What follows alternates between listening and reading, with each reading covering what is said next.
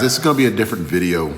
I do want to talk about this company called Ancestry.com. I discovered it about 7 years ago, and I think it's a great tool if you want to find out where you came from, what your heritage is. I want to tell you guys a story about my family before I get into this, and you'll understand. A lot of the stuff that was said to me, it was unbelievable. I asked a lot of questions when I was growing up, and when I got into Ancestry, it was basically to check everything that they have told me. I'm gonna talk to you about things that I never talked to anybody about until I found out if they were true or if they weren't true. 80% of the stuff that I found out on my family tree came from Ancestry. But the other 20% is what lit the fire for me to do this. But let me go back and tell you a story. I never knew my grandfather. On my dad's side of the family, his name was Gabriel Velasquez. In 1940, he lived on the same block as my grandmother, and he was going off to war, and he was doing his basic training here at Fort Sam Houston in San Antonio. Well, him and my grandmother had known each other, and they were at a bar where they hooked up that night and slept together, and she got pregnant. She didn't tell him, and he went off to war. Well, then he comes back, and he finds out that he has a son. They didn't get married, but she took his last name because it was his kid. He wanted to be involved, but what had happened was my grandmother had moved on and remarried. So she kind of shunned him, away. So what he did was he moved to California. My grandmother, with my grandfather, my step-grandfather, raised my dad. My parents divorced when I was 2 years old. About 6 years old, I had went to go live with my grandmother on my dad's side of the family. Growing up, she would tell me that she spoke Spanish, and she would tell me these little stories. And to give you an example, when it first started, I was 9 years old. We were watching The Alamo with John Wayne, and me and my grandfather were sitting there and we're watching the movie, and she starts getting mad at the movie. And she's like shaking her head, and in Spanish, she's saying that's not the way it happened. And then at the end of the movie, she's like shaking her head and shaking her head. It's kind of hard to watch it when she was in there. When John Wayne had died, Davy Crockett had died at the end, she got mad and she's like, it's a lie, it's bullshit, and she walks out. Me and my grandfather watched the rest of the movie, and went in there talking to her, and I said, what's wrong? And she's like, that's just not the way it happened. As I go off at elementary school, and we have field trips that go to the Alamo. So one day I was getting ready for a field trip. She had told me that, you need to tell the teacher that you have a grandfather that died defending the Alamo, and he was Tejano. You have two grandmothers that survived the battle. I never told anybody this. Even till 2015, I never told anybody about the stories that I'd heard from my grandmother. And she started telling me these stories that did not go with the 1960s movie about the Alamo, how Jim Bowie died, how Davy Crockett died, what was the San Antonio people's feelings toward Travis. I soaked all this in when she was talking, but I never told anybody about this when she was telling me all these little stories. So then as time went by, so I started asking her about the Velasquez name and what happened to my real grandfather. And she had told me a story. He was in a shooting accident where he was shot in the head.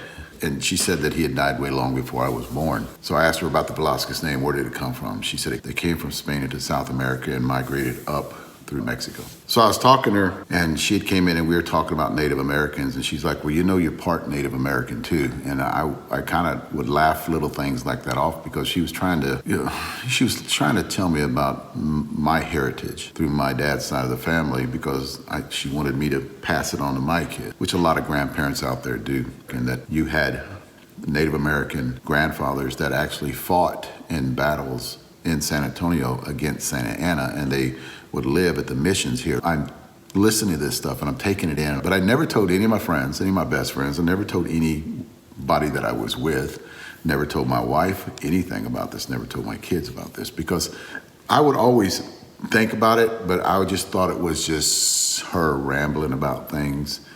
And then, because nothing matched, the record books up to that point had said what had happened during the Alamo. And that's the way it was. It was just set in stone.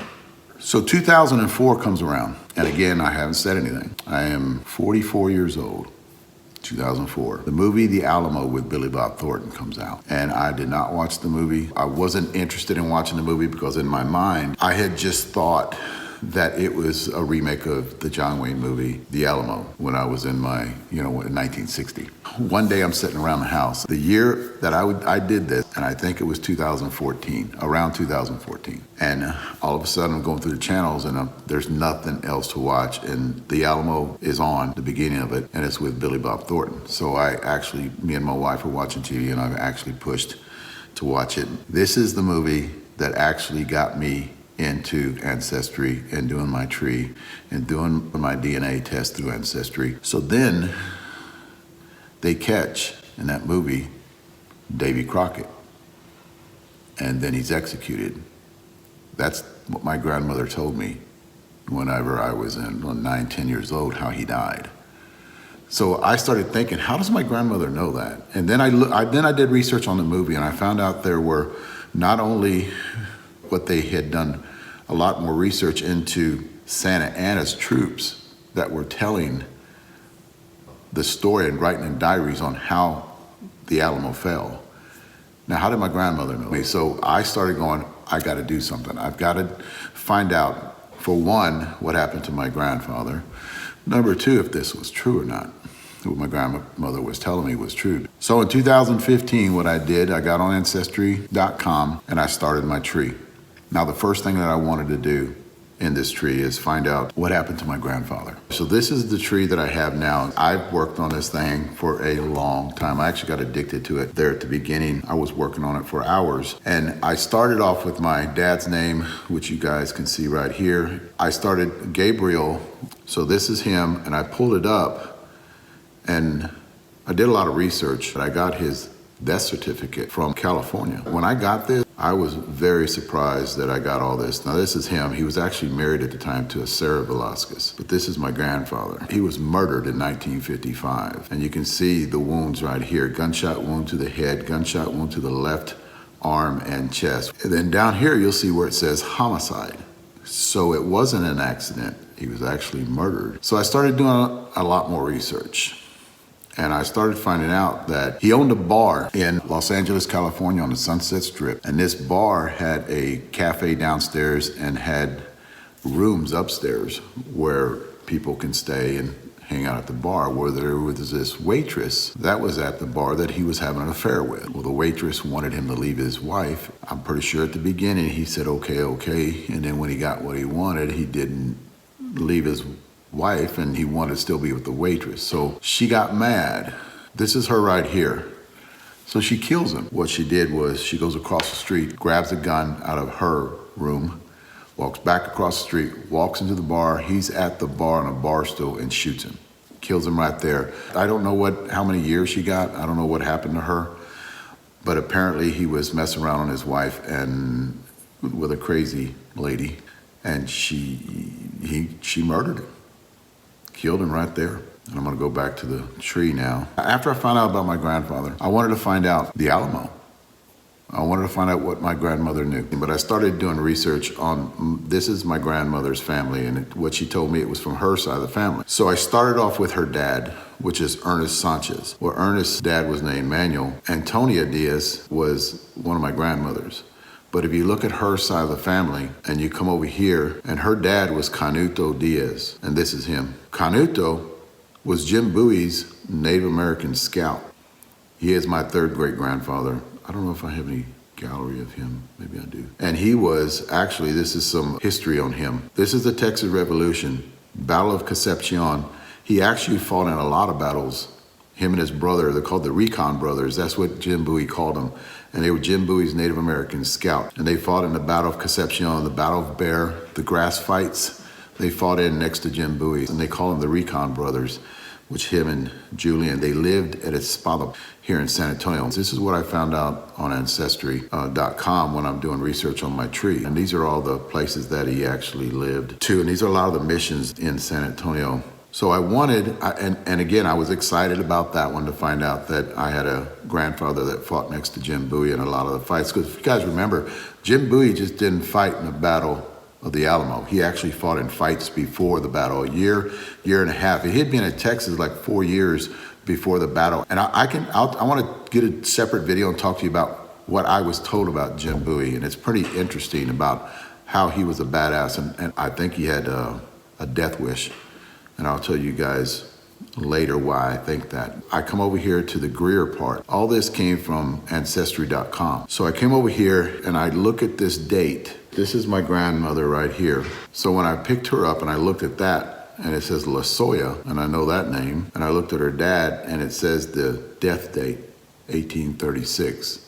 Now that's when the Alamo fell. So I click on it. When I clicked on it, it came up with Todavia Lasoya. That's my fourth great grandfather that died, and you can see right here, he died at the Alamo on March 6, 1836. And I have a lot of information on him. And like I said, guys, all of this I got off Ancestry.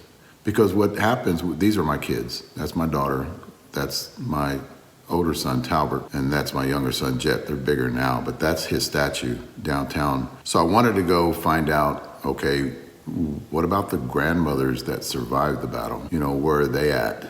Because I'm pretty sure they're related to him. So I went over here and I looked at his dad.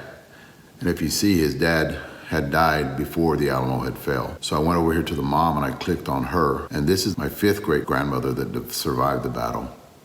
And these are a lot of things that are actually at the Alamo. This plaque right here is at the Alamo. And I remember because I'm the one who took this picture whenever I had went down there. What you're looking at right here is this is for in honor of all the women and children that survived the battle, the survivors right here. And her name is in here.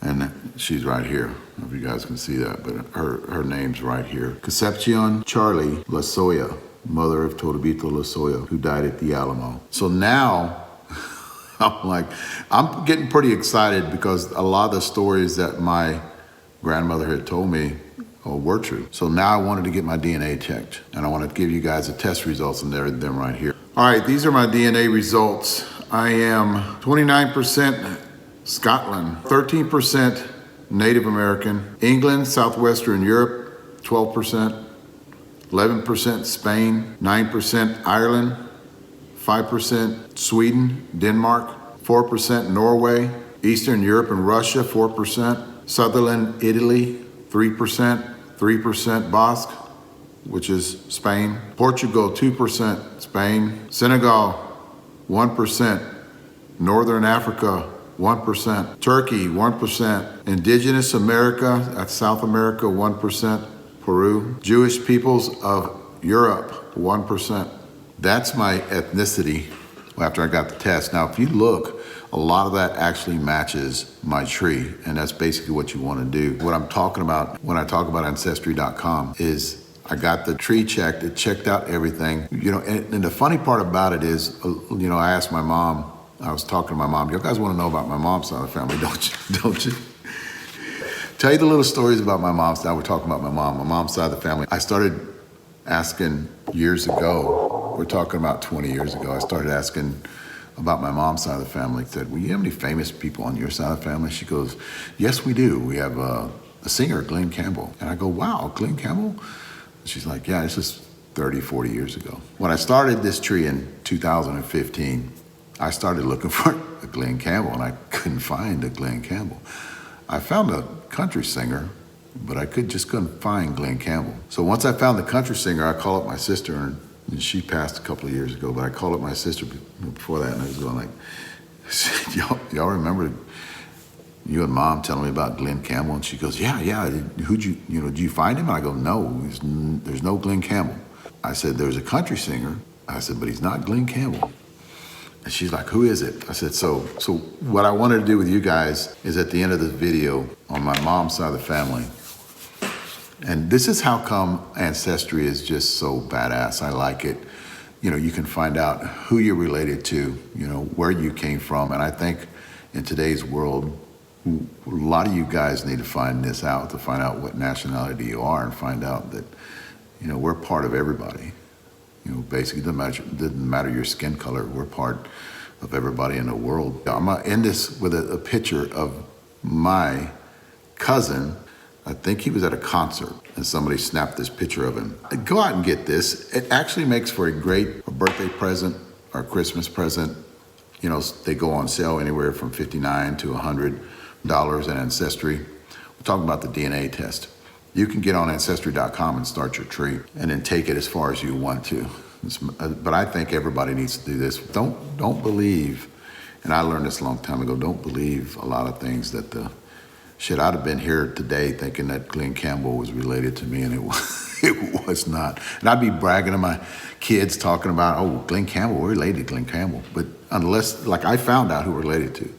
And basically, my DNA actually matches a lot of his DNA on my mom's side of the family, on my mom's side. So this is him. Thanks for listening. I know the video's long, but just thanks for listening. This is basically an advertisement for Ancestry.com, and go out and check it out. This country singer and me share a grandfather. There you go.